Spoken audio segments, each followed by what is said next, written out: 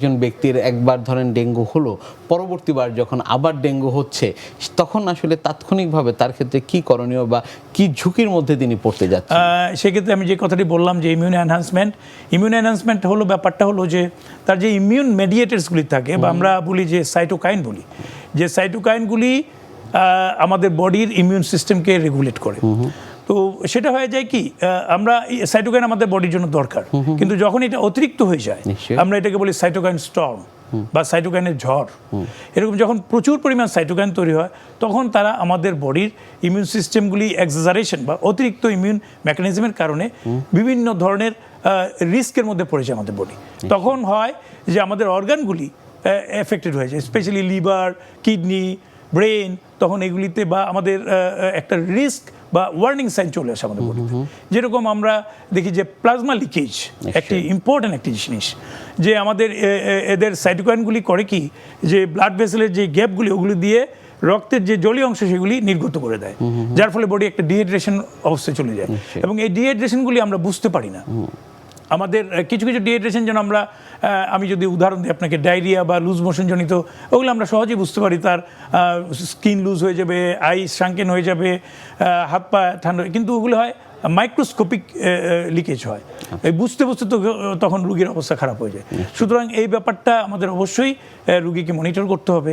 যে plasma leakage, যে evidence of plasma leakage আমরা বলতে পারি, যেমন আমরা রক্তের একটা পরীক্ষা করি যে সিবিসি বলি, কমপ্লিট ব্লাড কাউন্ট, সেখানে আমরা হেমাটোক্রিট বা প্যাক্সেল ভলিউম বলে একটা প্যারামিটার আছে। এটা হয় কি, যখনই এরকম একটি অবস্থা তৈরি হবে তখন প্যাক্সেল ভলিউমটা বেড়ে যাবে বা হেমাটোক্রিট বেড়ে যাবে, নর্মাল যেটা থাকবে তার চেয়ে বেড়ে যাবে। বাড়ার এটাকে আমাদের তখন বুঝতে হবে যে এই পেশেন্টটা হয়তো খারাপের দিকে যেতে পারে, বা আমরা যেটা বলি সিভিয়ার ডেঙ্গুর দিকে যেতে পারে। সে এই জিনিসগুলি মাথায় রাখতে। অথবা আরেকটা আমরা দেখি যে প্লেটলেট কাউন্টও কমে যায়। আবার আমরা দেখি টোটাল কাউন্ট, যে আমরা বলি যে আমাদের যে শ্বেতকণিকা সেগুলিও কমে যেতে পারে। তো এইগুলি দেখে সাথে আমরা অ্যালবুমিনের, আমরা অ্যালবুমিন যদি আমরা দেখি যে প্লাজমা লিকেজ হয়েছে কিনা, এভিডেন্স অফ প্লাজমা লিকেজ, এটাও একটা অ্যানাদার ফ্যাক্টর, যে তখন সেরাম অ্যালবুমিন করে অ্যালবুমিন কমে যাবে, কারণ অ্যালবুমিন একটা protein present in your blood plasma. এটাও একটা এভিডেন্স হতে। আরেকটা হতে পারে, আমরা দেখেছি যে লিভারের যে এনজাইম আছে, বিশেষ করে এএলটি, সেটা অনেক গুণ বেড়ে যায়, নর্মালের চেয়ে প্রায় অনেক গুণ বেড়ে যেতে পারে।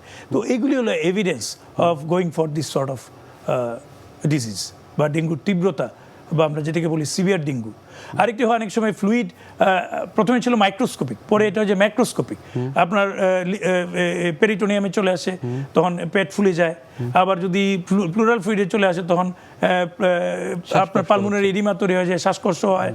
আবার যদি আপনার ব্রেনে কোনো কারণে হয় তখন অনেক কিছুই হতে পারে, ব্রেনেও চলে যেতে পারে, ফ্লুইড জমা হতে পারে। সুতরাং এই জিনিসগুলি অবশ্যই আমাদের মাথায়। আরেকটা জিনিস আমরা বলি ডেঙ্গুর আরেকটি ওয়ার্নিং সাইন, যে একটি পেশেন্টের বমি হচ্ছে, কোনোভাবে তার বমি দেখা গেল 3-4 ঘন্টার মধ্যে 8-10 বার বমি হচ্ছে, অথবা লুজ মোশন হচ্ছে, পাতলা পায়খানা হচ্ছে, এটাও হতে পারে।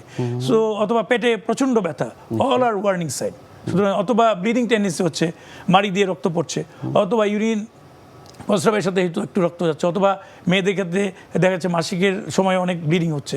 সো এইগুলিও আমাদেরকে মাথায় রাখতে হবে ডেঙ্গুর ক্লিনিক্যাল ফিচার। আমরা জানি জ্বর এবং শরীরে খুব প্রচণ্ড ব্যথা থাকে, আপনার রেট্রো অরবিটাল পেইন বলি, চোখের মধ্যে ব্যথা, অনেক সময় আমরা দেখতে পাই যে ফুসকুড়ি দেখা যাচ্ছে বা রেশ দেখা যাচ্ছে। যদিও এই জিনিসটা আমাদের অবশ্যই মাথায় রাখতে হবে, রেশ বা ফুসকুড়ি দেখলেই যে বুঝতে হবে যে প্লেটলেট কমে গেছে তা না। আসলে হয়েছে কি, যে ইমিউন কমপ্লেক্স অ্যান্টিজেন অ্যান্টিবডি যে রিয়েকশন করলো, অনেক সময় সেটা ভাস্কুলাইটিস হয়। সুতরাং ওই সময় দেখা যাচ্ছে যে তার কিছু রেশ বা চুলকানির মতো মনে হয়, এটাতে আতঙ্কিত হওয়ার কিছু নাই।